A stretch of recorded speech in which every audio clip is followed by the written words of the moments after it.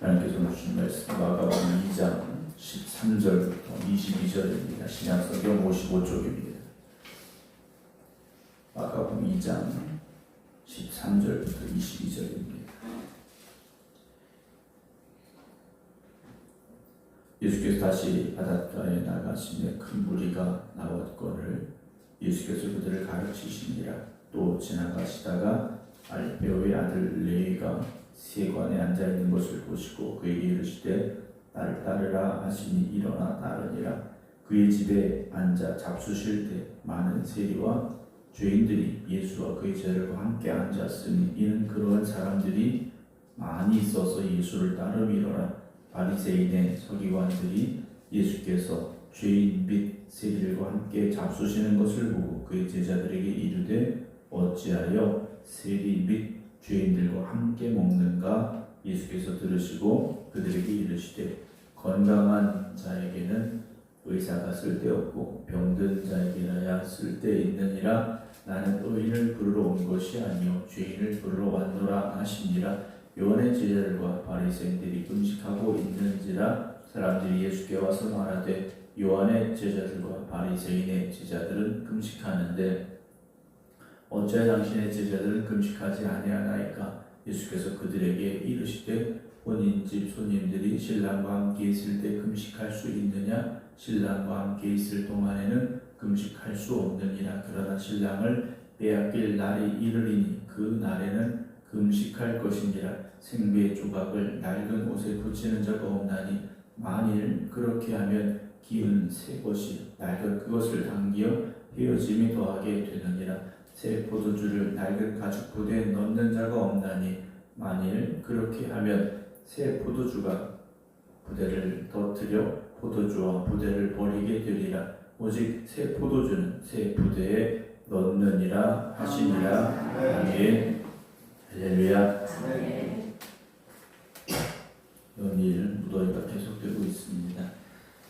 아직 7월 초인데도 너무 덥다라는 말을 할 수밖에 없고 또 열대야 때문에 잠을 잘 못 주무셔서 상당히 피곤하시리라 생각이 되어지고요.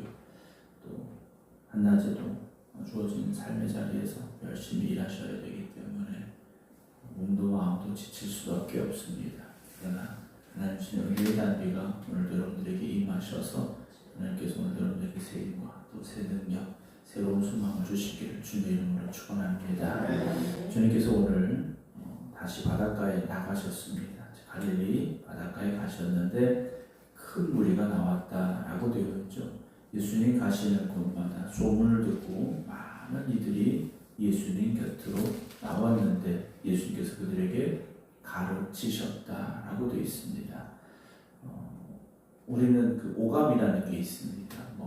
시각, 후각, 촉각 여러 가지 감각이 있는데 제일 큰 영향을 끼치는 것이 이제 시각이죠. 그래서 우리는 눈에 보이는 것에 반응을 하게 되어 있습니다. 그래서 우리 눈이 끌린다라고 이야기를 하는데 눈길이 간다라고도 이야기하고요. 사람들은 예수님 곁에 나왔던 사람들의 대부분은 어떤 기적, 어떤 놀라운 일들 이런 것들 때문에 나온 사람들이 대부분이었을 것입니다. 눈에 보이는 게 대단하거든요. 한번 생각해 보십시오.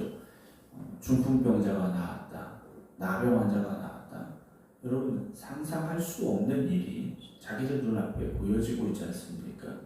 수많은 사람들이 그 보여지는 것들 때문에 나왔지만 주님께서는 보여지는 것이 아니라 복음을 가르치셨다, 전도하셨다라고 성경은 기록을 하고 있습니다. 사랑하는 성도 여러분, 오늘 우리 눈앞에 뭔가 보여지는 일들이 없을지라도 뭔가 세상이 빨리빨리 바뀌고 변화되고 더 좋아지고 더 나아지고 또 이런 일들이 보여지지 않을지라도 하나님의 말씀에 더 귀를 기울이시고 그 말씀에 여러분 집중하시기를 주님의 이름으로 부탁을 드립니다. 복음이 우리 안에 들어와야 되고 복음이 우리 안에 역사해야 됩니다. 그래야 우리가 변화되는 것이지 복음 없이 어떤 변화가 있다 그럼 그건 진짜 변화도 아니고 오래가는 변화가 되지 못합니다. 복음이 우리 안에 들어왔을 때 우리의 생각이 바뀌고 우리의 삶이 바뀌고 인생에 가는 길이 바뀌어야 된다는 거죠. 우리의 목적과 방향이 바뀌어야 된다는 것을 여러분 잊지 마시기 바랍니다.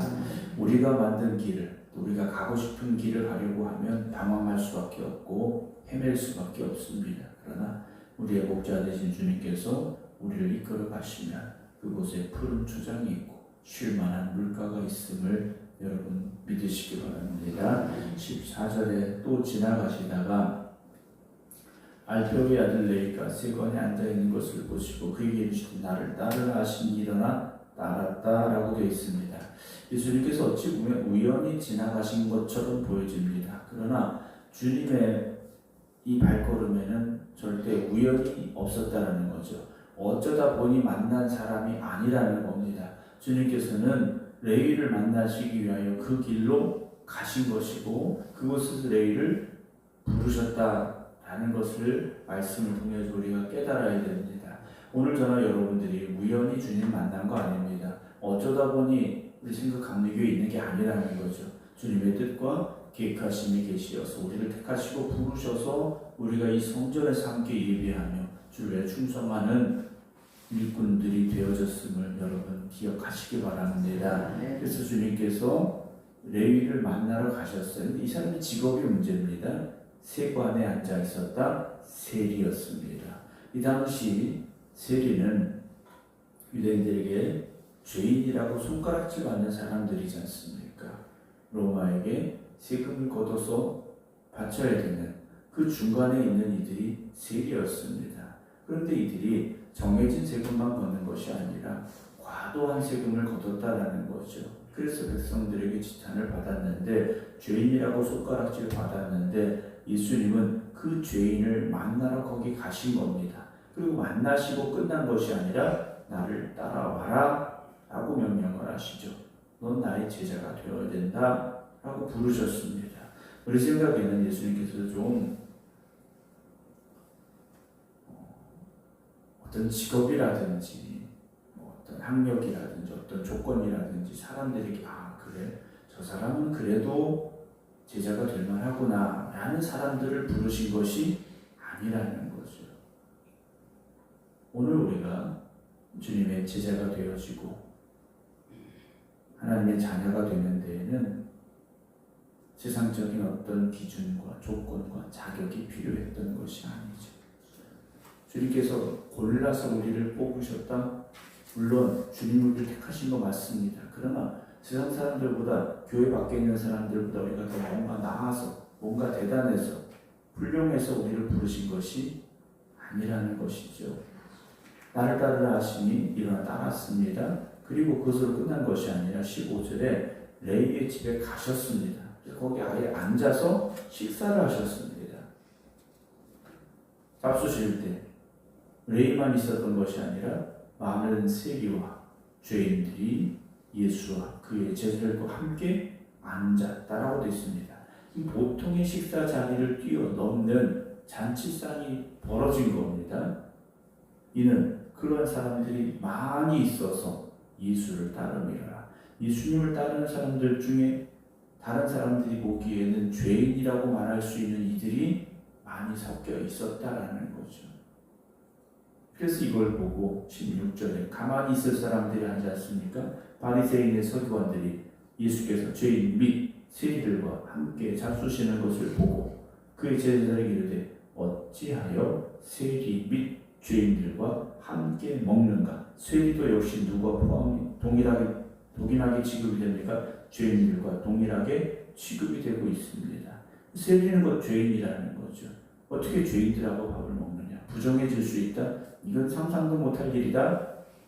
그렇죠. 율법이 중요한 그들에게는 죄인들 곁에 가는 게 옳지 않은 일입니다. 17절 예수님께서 들으셨습니다. 그리고 그렇게 말하는 바리새인의 서기관들에게 말씀을 하시죠. 건강한 자에게는 의사가 쓸데없고 병든 자에게나야 쓸데있느니라. 나는 의인을 부르러 온 것이 아니요 죄인을 부르러 왔다라고 말씀을 하십니다. 아픈 사람이 병원에 가는 거죠. 건강한 사람이 병원에 가는 건 아닙니다. 주님께서 하신 말씀이 의인을 부르러 온 것이 아니라 죄인을 부르러 왔다. 그럼 죄인만 골라서 부르시는 주님이냐? 라고 우리가 생각할 수 있는데 그 말씀이 아니죠. 죄인이라고 깨닫는 사람은 주님 앞에 갈 수밖에 없습니다. 나는 죄인이 아니라고 생각하는 사람, 나는 의롭다고 자신하는 사람은 예수님 앞에 나가지 못합니다. 요즘은 젊은이들이 그래요. 죄인입니다. 당신 죄인입니다. 라고 말하면 내가 무슨 죄를 지어주려는데? 라고 말합니다. 조금 그래도 나이가 있으신 분들은 죄인입니다. 그러면 뭔가 내 안에 부족하고 잘못된 것들을 알기 때문에 수긍을 하고 인정을 합니다. 그러나 요즘 젊은 세대는 죄인이라고 말하면 내가 무슨 죄를 지었느냐 라고 자기의 의로움을 더 강조하고 주장하는 이야기들을 들을 때가 있습니다. 사랑하는 성도 여러분, 우리가 죄인임을 깨달았기에 우리가 주님 앞에 나왔습니다. 그럼 세상에 죄인 아닌 사람이 있느냐? 없지 않습니까? 의인을 부르러 온 것이 아니라 하셔서 이 세상 속에 주님의 부름을 받지 못할 사람들이 있는 것이 아니지 않습니까? 다 죄인인데 의롭다고 착각하며 살고 있을 뿐이라는 거죠. 여러분, 우리 몸에 병이 생겼을 때 그걸 알고 발견하면 환자가 되지만 모를 때는 어떻습니까? 난 건강하다고 생각하는 거예요. 암이라는 병이 무섭지 않습니까? 1기, 2기 잘 알지 못해요. 근데 어느 순간 뭔가 좀 안 좋아서 가보니 3기, 4기다. 그러면 이미 늦었다라고 이야기하지 않습니까? 내가 환자였는데, 내가 암에 걸렸었는데 모르고 살고 있었더라는 거죠. 건강한 줄 알고 있었더라는 겁니다. 여러분, 세상에 수많은 사람들이 죄인임에도 불구하고 죄인이 아닌 것처럼 착각하며 살고 있습니다. 우리가 가서 복음 전해야 되고 그 죄로 말미암아 영원한 멸망을 향해 갈 수밖에 없음을 우리가 알려줘야 되죠. 18절에 요한의 제자들과 바리새인들이 금식하고 있는지라 했습니다. 이 당시 경건하다고 생각하는 이들, 경건함을 지켜가야 된다고 주장하는 이들, 여기 바리새인들은 금식을 일주일에 2번씩 했습니다. 보통 월요일, 목요일 금식을 했어요. 금식을 하면 집에 가만히 앉아서 조용히 금식을 하는 게 아니라 금식한다라고 선언을 하고 아예 드러내놓고 금식을 하는 겁니다. 그래서 사람들이 다 아는 거예요. 그런데 예수님의 제자들은 금식을 안 한다라는 거예요. 세리요한의 제자들이나 바리새인들은 일주일에 2번씩 정해서 금식하는데 왜 예수의 제자들은 금식하지 않느냐 물어보는 겁니다. 19절 예수님 말씀하시죠. 혼인집 손님들이 신랑과 함께 있을 때 금식할 수 있느냐? 신랑과 함께 있을 동안에는 금식할 수 없느니라. 지금 여기 잔치라는 겁니다. 예수님과 함께하고 있는 잔치 자리라는 거예요. 지금 금식할 필요 없다라는 겁니다. 하지만 20절 그러나 신랑을 빼앗길 날이 이르리니 그 날에는 금식할 것이다. 예수님께서 십자가에 죽으시고 그들이 불불이 흩어지고 도망쳤지 않습니까? 주님 배신했어요. 그들에게는 신랑을 빼앗길 날이 될 것이고 그때는 금식하며 기도해야 된다라고 말씀하십니다. 여러분, 우리가 꼭 금식을 해야 되느냐? 그렇지 않습니다. 그러나 금식해야 될 때가 또 있다라는 것을 우리는 알지 않습니까? 물론 금식하며 기도하느냐, 금식 안 하고 기도하느냐, 그것이 중요한 것이 아니라 깨어 기도해야 될 때가 있습니다. 금식이라는 것은요, 그냥 밥 안 먹는다, 이건 단식이죠. 금식이 아닙니다. 밥을 먹지 않고 그 시간마저도 뭐 해야 되는 겁니까? 기도해야 되는 겁니다. 그 시간마저도 말씀 붙잡아야 되는 시간. 금식의 의미가 무엇입니까? 살 빼려고 금식한다. 이게 아니지 않습니까? 성경이 말씀하고 있는 금식은 나의 경건함을 다시 회복시켜가고 하나님 앞에 더 가까이 나아가 몸부림쳐 기도하기 위해서 금식하는 거지 않습니까? 여러분, 오늘 여러분 금식하시라는 말씀은 아니에요. 그러나 그런 때가 되어졌다. 여러분들이 깨달아질 때는 때로는 금식하며 기도하시기 바랍니다. 21절에 생배 조각을 낡은 옷에 붙이는 자가 없나니 만일 그렇게 하면 기름새 것이 낡은 그것을 당겨 헤어짐이 더하게 되느니라. 새 포도주를 낡은 간 부대에 넣는 자가 없나니 만일 그렇게 하면 새 포도주가 부대를 터뜨려 포도주와 부대를 버리게 되리라. 오직 새 포도주는 새 부대에 넣는다 라고, 새 부대에 넣는다 라고 주님 말씀을 하셨습니다. 바리새인들은 여전히 구약의 율법에 매여 있습니다. 그러나 그 율법이 그들을 온전하게 만들 수 있는 방법은 아니다 라는 것을 주님께서 다시 한번 그들에게 말씀해 주고 계십니다. 오늘도 우리가 옛것에 매여 있지 않냐고, 또 내 생각에 매여 있지 않냐고 주님의 말씀을 붙잡고 말씀을 따라갈 수 있는 삶이 되기를 주님의 이름으로 부탁을 드립니다. 어떤 형식에 매여 있어서는 안 됩니다. 전통에 매여 있어서도 안 됩니다. 오늘 우리 주신 말씀에 집중하시고 오늘 우리가 가야 될 길을 보여주실 때 여러분 순종하며 나아가시기 바랍니다. 바리새인들이 낡은 부대, 그 부대만 붙잡고 있는 것을 주님께서 안타깝게 여기셨습니다. 그들의 구주가 되시는 주님이 오셨는데 주님이 누구인지도 깨닫지 못하고 있었던 그들에게 오늘 이 말씀을 주고 계십니다. 사랑하는 성도 여러분, 여전히 자기 고집대로 자기 주장대로 살아가고 있는 수많은 사람들이 있습니다. 오늘 복음 들고 세상을 향해 나아가시고 예수 그리스도가 우리의 구주가 되심을 증거할 수 있는 복음의 증거자 되는 저와 여러분 되기를 주님의 이름으로 축원합니다. 기도하겠습니다.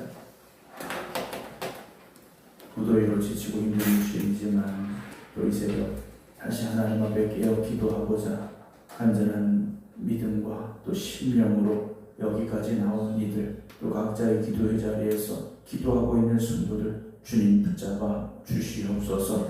우리의 힘과 우리의 능력으로는 살아갈 수 없음을 알기에 우리가 깨어 기도합니다. 주님 우리를 붙잡아 주시옵시고 오늘을 살아갈 힘과 능력을 더해 주심으로 말미암아 저들이 걸어가는 걸음마다 주님이 동행하시고 주님이 인도하여 주시옵소서. 오늘도 주신 말씀 붙잡고 기도합니다. 주님 함께하여 주시옵시사. 늘 말씀이 우리 안에 역사하게 하여 주시옵시고 말씀을 우리를 이끌어갈 때 순종함으로 나아가는 저희들이 되게 하여 주시옵소서. 우리를 복음의 증거자로 불러 주시옵사오니 오늘도 세상에 나아가 복음 전하게 하시고 죽어가는 영혼을 살리는 귀한 사명을 감당할 수 있는 저희들이 되게 하여 주시옵소서. 일주일의 삶을 또 보내고 오늘 토요일 새벽입니다. 우리가 이번 한 주간 어떤 길을 걸어왔는지, 어떤 삶을 살아왔는지, 어떤 말과 어떤 행동을 했는지 뒤돌아보게 하여 주시옵시고 주님의 말씀 앞에 부끄러운 일들이 있다면 우리가 깨닫게 하시고 다시 주님의 영광을 위하여 살아갈 수 있는 주님의 자녀들 되게 하여 주시옵소서. 이제는 우리 주 예수 그리스도의 은혜와 아버지 하나님의 무한하신 사랑하심과 성령님의 감동 감화 역사하심이 오늘도 주님과 동행하는 믿음으로 이 하루를 살겠습니다. 기도드리는 모든 성도들 위해 이제부터 영원토록 함께 하시기를 간절히 축원하옵나이다. 아멘.